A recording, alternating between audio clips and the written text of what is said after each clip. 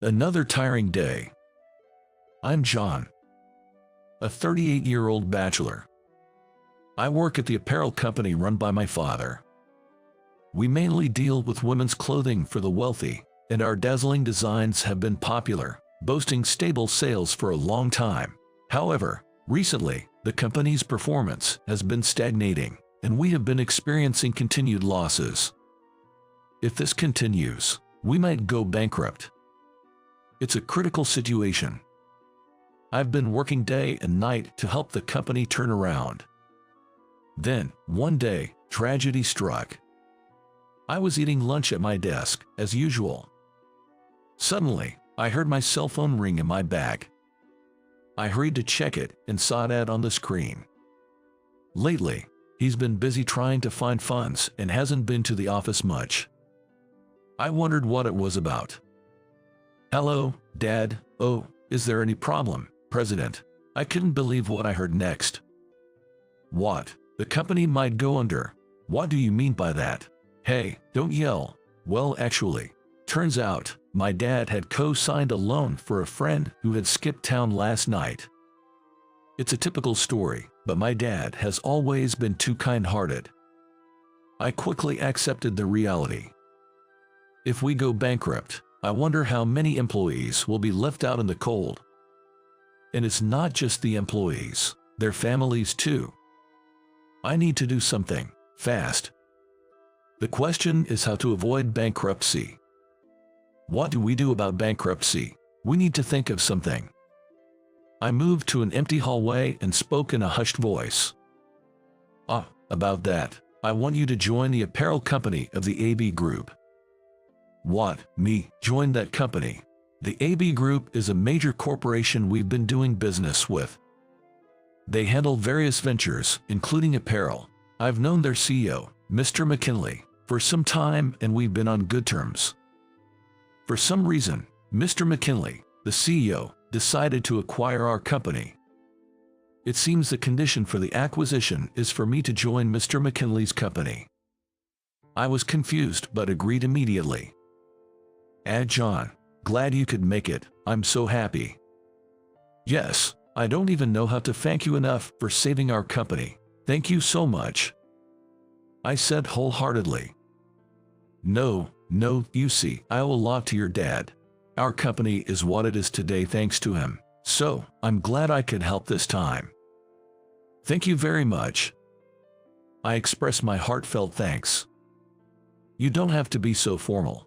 I fully understand your feelings. Let's talk as usual. I've always liked your character."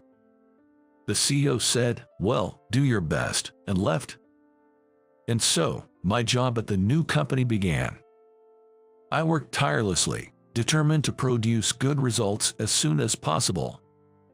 I wanted to repay Mr. McKinley's kindness quickly. That's when it happened. One morning, as I arrived at work, I was suddenly called into the CEO's office. Wondering what it was about, I was about to hear something astonishing. "How about you have an arranged meeting with my daughter?" "What?" I was shocked and couldn't believe my ears. "Me? Why?" "An arranged meeting with the daughter of the CEO of such a large corporation." I was so stunned that I couldn't move. Seeing me like that, the CEO said, "I know it's a tough situation for you to say no. Just meet her once, will you?" He then placed a photo of his daughter, Leela, on the table in front of me. "This is my daughter, Leela." I gasped as I saw the woman in the photo. What a beauty she is. With her distinct facial features, I was surprised that the CEO had such a beautiful daughter. "But me," I stammered, and the CEO said, "I know you well. You're kind and considerate. Just meet her once." Yes, I could only nod. That night, I called my father and told him everything. He had already heard about it from Mr. McKinley and seemed delighted, saying, "Why not? You've been all about work. It's about time you had some romance. Maybe this is fate." I decided to think of it that way.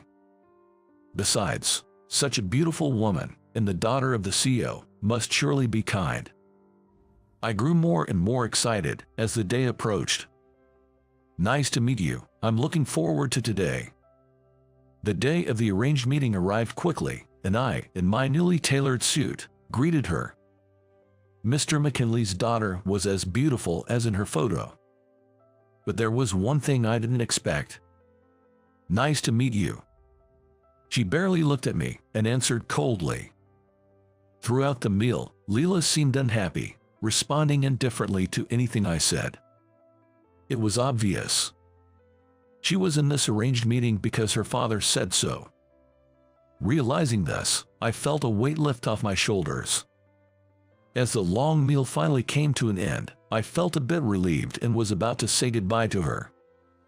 That's when suddenly, Leela spoke up. If this ends today, my father will worry. Can we meet just once more? She said this in her usual blunt manner. Amused by her straightforwardness, I chuckled and said, sure, and we exchanged contact information before parting ways for the day. The morning of our next meeting. Heading to our rendezvous, I couldn't help but laugh at the unexpected turn of events. I wasn't nervous anymore. Probably today she would be as unenthusiastic as the other day. A date to decline an arranged meeting. I knew this was going to happen. But still, she's the daughter of the CEO I owe so much to. I must be respectful. Thinking I shouldn't keep her waiting, I arrived much earlier than the scheduled time at the clock tower where we agreed to meet. It's almost time. Looking across the crosswalk, I spotted Leela among the crowd. She really is beautiful. Leela, standing out even in a crowd, has a dignified yet elegant air fitting for a CEO's daughter. I was admiring her when our eyes met. Leela, thank you for today, I said to her with my best smile. That day, I only went because my father told me to. I'm sorry, but I'm not interested. Her tone was gentle, but her words were quite direct. Well, it's just for today. We first went shopping for some clothes she wanted. As usual, Leela didn't smile or relax her expression, barely making eye contact with me. Since she's the daughter of a client, I tried hard to keep the conversation going without making things awkward, but she remained stern and unresponsive. At lunchtime, we went to a French restaurant she likes. Still, the conversation was minimal. Leela, perhaps due to her upbringing or maybe just not wanting to be with me, stayed silent. As soon as she sat down, she quietly began eating the courses that came out. Feeling awkward with the silence, I spoke up, ready for it to be a monologue. Well, this lunch is delicious. Knowing such a great place, you really have good taste. Ever since our company nearly went bankrupt, I haven't eaten well. To my surprise, she glanced at me and asked, "Your company was in trouble?" I was startled by her sudden interest. Not sure why she responded to this topic, I continued talking. "Oh, it was tough. Constantly in the red. Those might be new terms for you, Leela. Bankruptcy, debt, losses." I laughed, but suddenly, she looked down and quietly said, "No, maybe I should tell you. My father will probably tell you eventually anyway." Leela then began to share her past. Although now a large corporation, the group struggled in the early days. Clients left, banks refused loans, and her father had to repeatedly borrow money. During this time, Leela's mother left them for another man. Since then, Leela has been supporting her father, striving together. Their efforts paid off, and the company grew, gaining wealth. Then, the behavior of those around them changed drastically. People who had never helped them before suddenly started flocking to them, driven by their desire for money. Having seen such greed, Leela became more guarded. "My father is too kind-hearted, and I worry he might be taken advantage of." Hearing her story, I could see why she became strong-willed.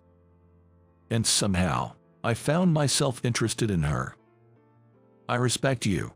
Not many can achieve so much after such tough experiences. Actually, I also come from a single-parent family.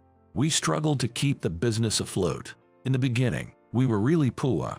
My mom couldn't handle it and left my dad. With a little brother to care for, it was tough. So I joined my dad in trying to revive the company, but we could only manage an average life. Then, my father ended up burdened with someone else's debt. Just when the company stabilized, I looked at her with a wry smile. I'm so grateful to your father for his help. Leela listened intently to my story. Then, for the first time, she smiled, a smile I had never seen before. Seeing her smile, I thought she was cute. Thank you for today. And so, my first and last date with Leela ended. The next day, I was anxious about what Mr. McKinley would say, but he was on a business trip abroad, which gave me a bit of relief. A few days later, I had an unexpected reunion with her. Wow, Leela, who had been out on assignment at a group company, had returned to the office. I hadn't seen her at the company since she was away when I first arrived, so this was our first encounter in the office, but she seemed somewhat uncomfortable working with me. Good night. Have a good night, too. Leela, who worked late into the night until the last train, was tough but always worked the hardest herself. Maybe I should stay for overtime too. It was just Leela and me left in the office. I bought her a can of coffee and brought it to her desk. Working late again, thank you. Thanks.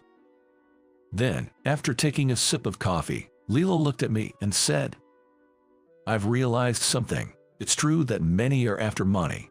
Money changes people, that's true too, but not everyone is like that, and you certainly are different.